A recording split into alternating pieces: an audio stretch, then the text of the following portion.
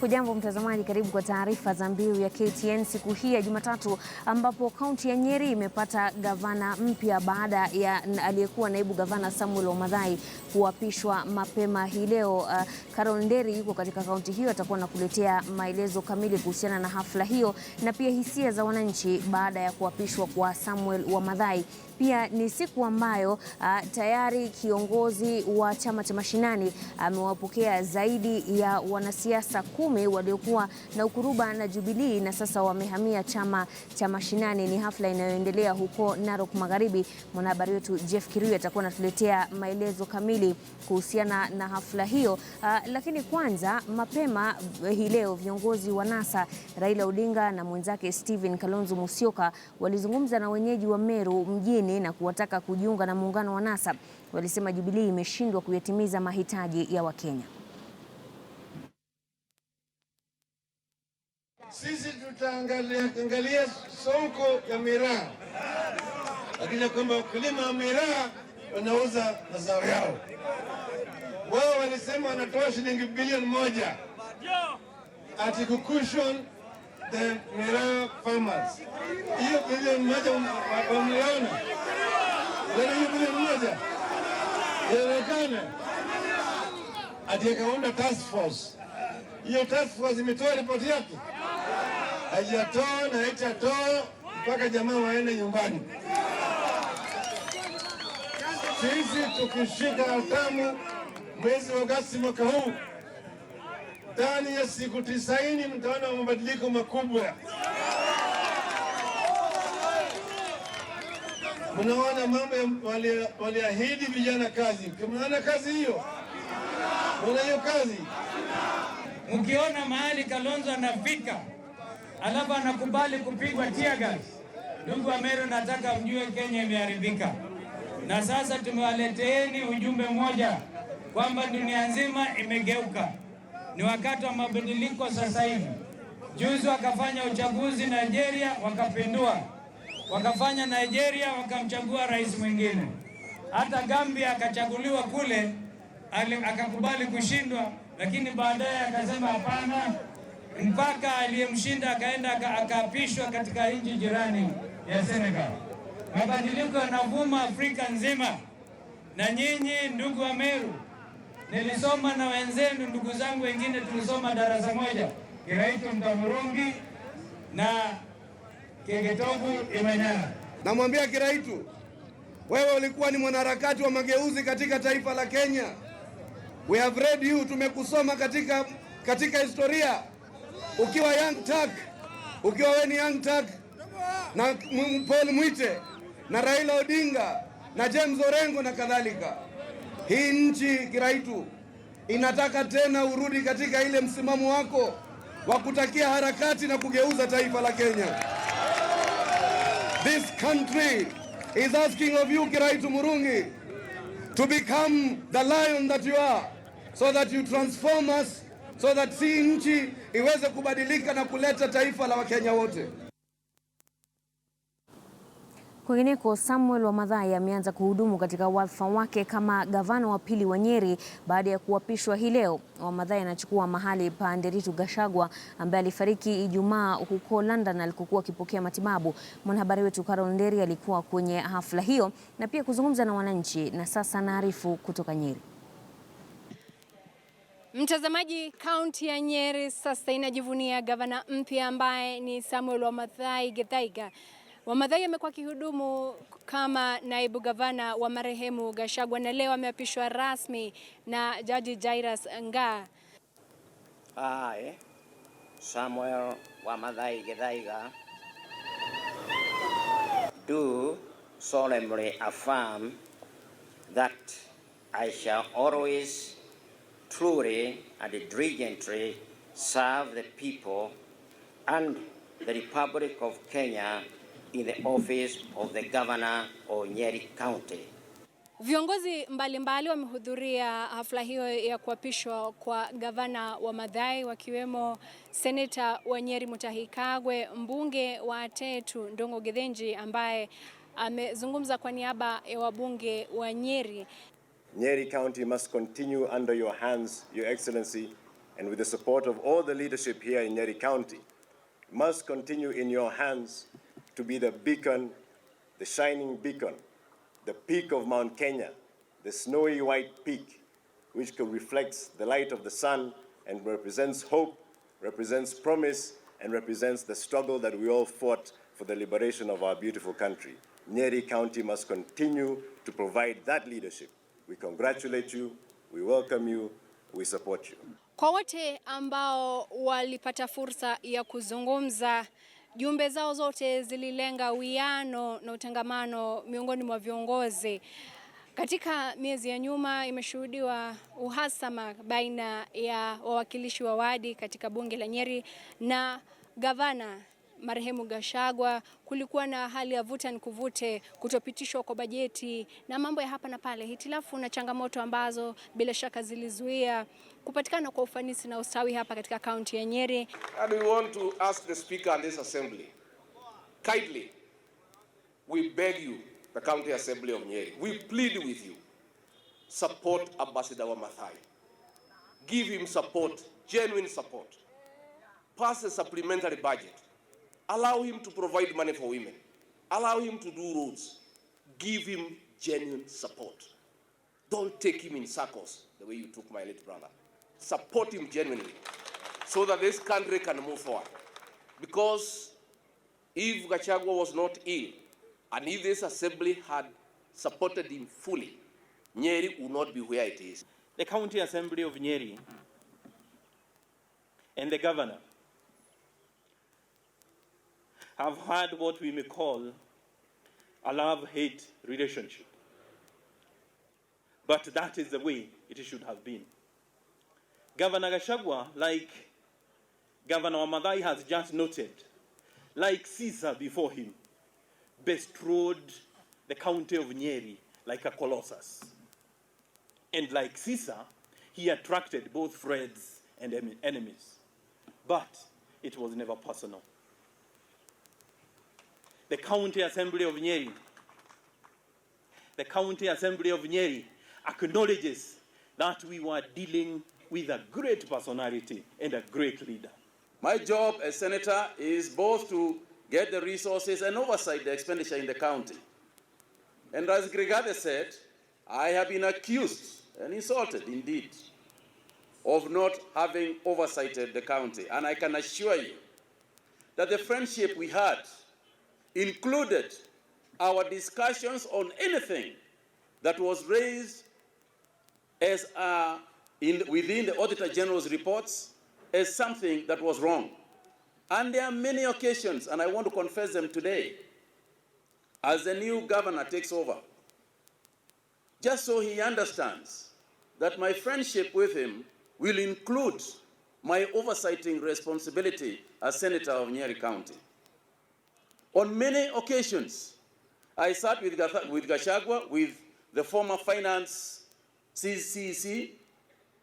We have sat with Gachagua, with the current CEC, Gethenji is sitting right here.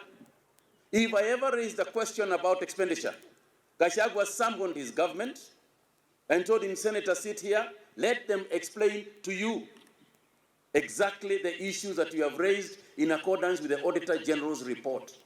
And Gethenji will tell you that he was given a difficult time by the governor, saying, Gethenji, listen, Kagwe has raised this issue, what's the answer? Kagwe has raised the other issue, what's the answer? Let us not look into the past. Let us use this occasion when we have lost our brother to find our way back to the right path, to unite as a county, to utilize the leadership potential that is here in Nyeri to continue growing and developing this great county of Nyeri. The ordinary citizens in this country are not interested in the fights we usually have as politicians. The ordinary citizens are interested in the basic needs and the services that are supposed to be delivered to them. Biwi la simanzi lilikuwepo pia, mjane wa marehemu Gachagua Margaret akionekana kuzidiwa na hisia, hasa wakati waliimba wimbo ambao Gavana Gachagua alikuwa akiupenda sana. Wimbo wa Kikuyu alikuwa akiupenda sana, kwa hivyo ulipochezwa hapa katika hafla ya kuapishwa, kuonekana baadhi ya wale waliompenda sana marehemu Gachagua wakizidiwa na hisia. Bila shaka pia kuna maoni ya watu wa Nyeri kuhusiana na matukio haya mapya katika kaunti ya Nyeri, kuwepo kwa gavana mpya ambaye ni Samuel Mathai. Je, watu wa Nyeri wanasemaje? Sisi tunategemea ati yeye ataendelea na mipango ile ilikuwa na gavana yule ameondoka, na atatimiza mambo yote hata kwa miradi ile alikuwa ameanza. Tunasema wa Mathai atakapoingia ofisini asikose kuendeleza ile miradi ambayo bwana gavana alikuwa nayo hapo mbeleni. Tunatoa changamoto zetu kwa huyu gavana mpya, kwani amekuwa mnyamavu sana for the last 4 years. Sasa tuna challenge, ana miezi mitano kabla tuende kwa uchaguzi. Iwapo atatutengenezea Nyeri na tuone mabadiliko kidogo tu, tunaweza ona kama tutaendelea na yeye 2018 huko. Kutoka hapa katika kaunti ya Nyeri, jina langu ni Carol Nderi na kurejesha kwako studio. Asante sana Carol Nderi. Moja kwa moja tuelekee hadi katika kaunti ya Mandera ambapo wazee wa koo mbalimbali kutoka kaunti hiyo ya Mandera wamemwonya naibu wa rais William Ruto dhidi ya kuvuruga siasa za kaunti hiyo. Wametishia kuhama chama cha Jubilee endapo tabia hiyo itaendelea. Baadhi ya waliohutubia kikao hicho ni seneta wa Mandera Bilo Kero na mwakilishi wa wanawake Fathia Mahabub. Shadrack Miti ana maelezo kamili. Yaelekea mawimbi dhidi ya chama cha Jubilee katika maeneo yanayoaminika kwa ngome zake yanazidi kushamiri. Wazee wa koo mbili za Gare na Mrule kutoka kaunti ya Mandera na viongozi wengine wakiwemo seneta Bilo Kero, mwakilishi wa wanawake Fathia Mahabub, wabunge na madiwani leo walikongamana kutoa shutuma zao, mbali na kuelezea kutoridhika kwao na namna naibu wa rais William Ruto amekuwa akiumbisha dau la Jubilee katika kaunti hiyo. 98% ya kura ambayo tumeleta imeaminika ya kwamba itakuwa kwa hiyo kikapu ya Jubilee miaka na milele. Hiyo haiwezekani. Chama si dini. Kilio chao kikubwa kinatokana na suala la demokrasia ya makubaliano, ambapo wiki chache zilizopita wazee hao walikubaliana kwa kauli moja kwamba gavana Ali Roba, seneta Bilo Kero, naibu wa gavana Omar Sala pamoja na mwakilishi wa wanawake Fathia Mahabub hawatagombea viti vyao kwenye uchaguzi mkuu ujao. Na ingawa wote walikubaliana na kauli hiyo ya wazee, gavana Ali Roba ameikaidi. Na sasa kwa hasira wanamtaka Rais Uhuru Kenyatta na naibu wake William Ruto watafuta suluhu kabla ya mambo kutokota zaidi. Mimi ningependa kuambia Deputy President William Ruto, ikiwa anataka His Excellency President Uhuru Kenyatta, ikiwa anataka President Uhuru Kenyatta achaguliwe kama rais ya nchi hii, ni lazima awache ile maneno ambao wanaenda naye. Maanake sisi kama watu wa Mandera haitawaliwi na William Ruto. Mandera inatawaliwa na wenyewe. He cannot decide for the people of Mandera. Hawezi. Kulingana na utaratibu huo demokrasia ya makubaliano, aliyekuwa mkuu wa mkoa Hassan Nuru Hassan atagombea ugavana, Maalim Haika akiwa naibu wake, huku aliyekuwa mwenyekiti wa chama cha UDF Hassan Osman akigombea useneta. Na kwa hakika wacha niwaambiwe, Governor Ali Roba na Mheshimiwa Muhammad na Mheshimiwa Shaban na Waziri Adan na wale ambao wanaunga mkono watahakikisha ya kwamba, kama hawajui, watahakikisha ya kwamba Uhuru ataenda nyumbani asubuhi. Wakienda vile wanaenda, wataleta kikapu tupu kutoka Mandera na wataangusha bosi yao ikiwa wanafikiri wanaleta. If the president cares about his future of 2017, he has to decide at the end of today. Shadrack Miti, KTN News.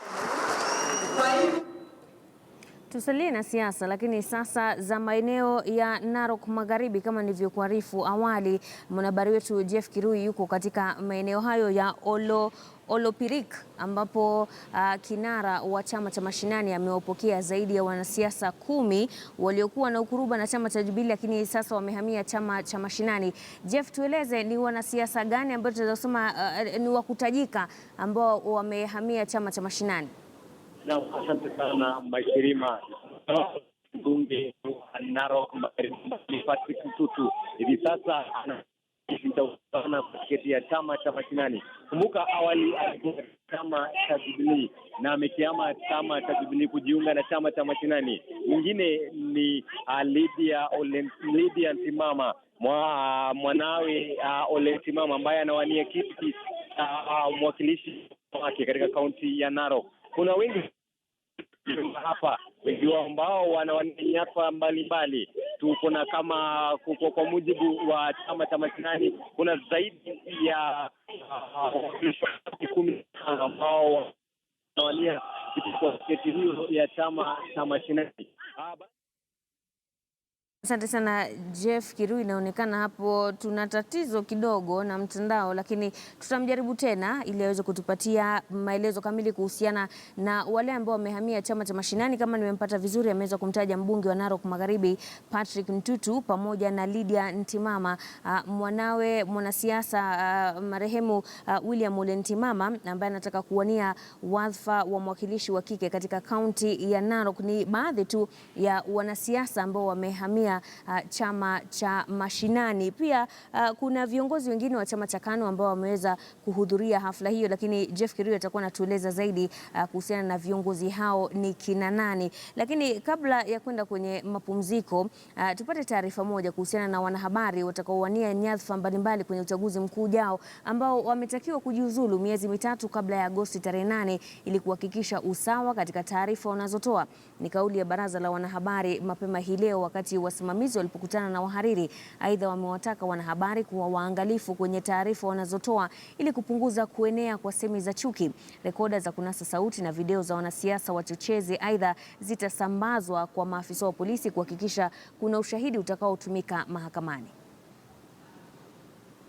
The issues of independence of the editorial desk and the issues of taking care of the fake news. How do you, as a journalist, know? Because basically, fake news mostly is circulated on social media platforms. And we know that social media forms a critical source of news for mainstream media. How do you know, as a journalist, that this is fake news or not, so that you are cautious in terms of using that as one of your sources? And then, of course, other aspects in this guide are the issues of gender sensitivity, conflict-sensitive reporting, and so forth. These are build-up of what we did in year 2012-2013, where we trained over 2,500 journalists in the country. This time we are a little bit late. We don't know how many we are going to train, but already the process has begun. On the issues of course, this will be commented on by the CA, but I need to say one thing about the editorial independence and the linking ownership from editorial desk. We have visited so many radio stations and TV stations in the country, and one of the things we have realized is that owners are contesting for various positions, and they direct their editors on who should be invited in the newsroom. That they have seriously compromised editorial independence. We are saying that you are owners, you are businessmen and women, you are investors. That is the bottom line. But you're saying that your business is different from a bank, from an insurance company, from a school, from a wholesale, from a trader. You are a different sort of a business person. You are investing in a very critical institution. institution that touches on welfare of this country, the public interest. But more often than not, your pursuit for profit compromises independence. Mtazamaji, kuna mengi zaidi tuliokuandalia. Naibu wa Rais William Ruto yuko katika bonde la Kerio ambapo ziara yake inakisiwa kuwa ya kujaribu kutafuta mwafaka wa utovu wa usalama. Mwanahabari wetu Elvis Kosgei atakuwa anatuletea maelezo zaidi kuhusiana na hilo. Pia tukisalia na masuala ya usalama katika maeneo hayo, haswa maeneo ya kaunti ya Baringo. Hapa studioni tuko naye Hezron Masita ambaye ni afisa kutoka shirika lisilo la serikali la World Vision. Atakuwa anatueleza zaidi kuhusiana na kama pia mashirika mengine yatafuata mkondo wa shirika la Msalaba Mwekundu la kusitisha kwa muda utoaji msaada kutokana na utovu wa usalama. Usiondoke.